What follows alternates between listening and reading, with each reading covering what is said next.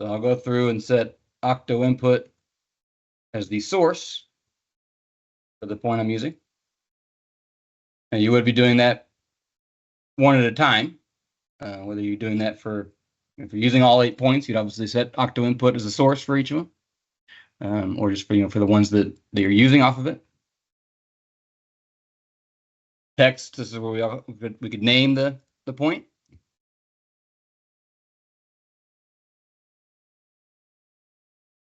I have an option of putting in in my case, the Spanish word for an entry exit door.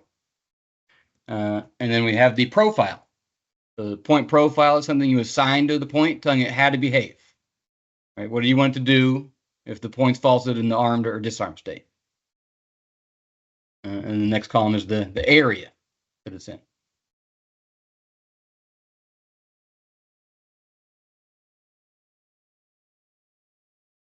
Now with the profile, for those that are familiar with the default profiles in here, they probably memorize which one's appropriate for an entry exit door.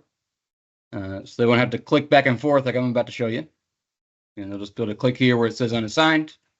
They'll see the names of all the profiles. And you get to a point where you just know based on the name which one's appropriate. You can also just type in the number. So you know that well, and type in the number, press enter. But to look at them in more detail, if I go over to the left, I go to point profiles. You have pre-configured profiles in here.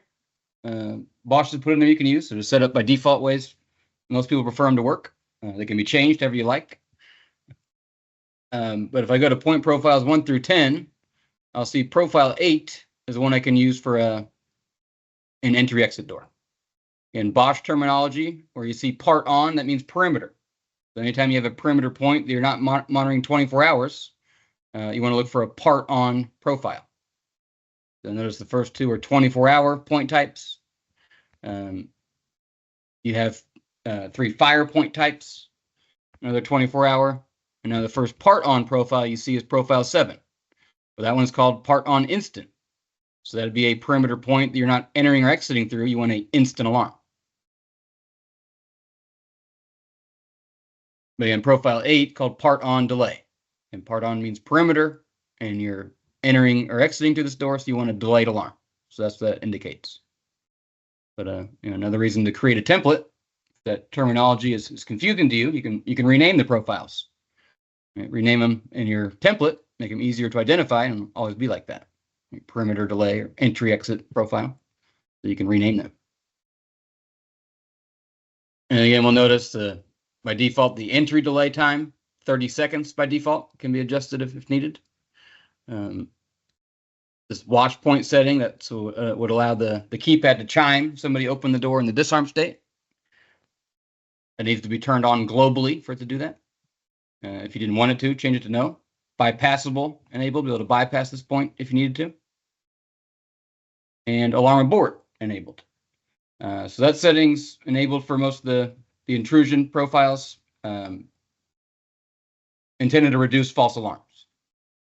So when alarm abort is enabled, when the alarm sounds, it doesn't send it to your monitoring center right away. By default, it's going to wait 30 seconds after the alarm sounds before it sends it to the monitoring center. All right, so a scenario, we assign this to our entry exit door, and one morning somebody comes in that door and they forget to disarm the system. Right? 30 seconds later, the alarm's going to go off, but not going to send that to the monitoring center for another 30 seconds by default. And so in that case, the customer can rush over to the keypad, put in their passcode to silence it, and they do it in that 30-second window. That abort window won't send it to the monitoring center. And they'll tell them that at the keypad, alarm aborted, alarm not sent. So now panel-wide parameters, miscellaneous. This is where you could adjust that abort window. 30 seconds is the default. Lowest it can be is 15 seconds. Highest is 45.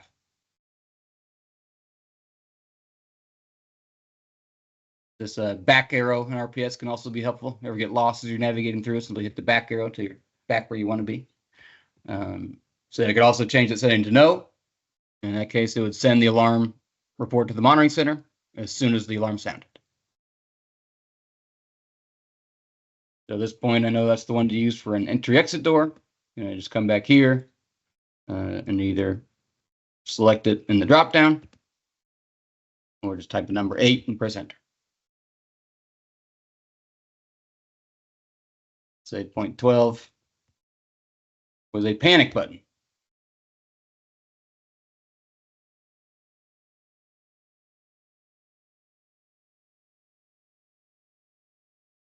For a panic button,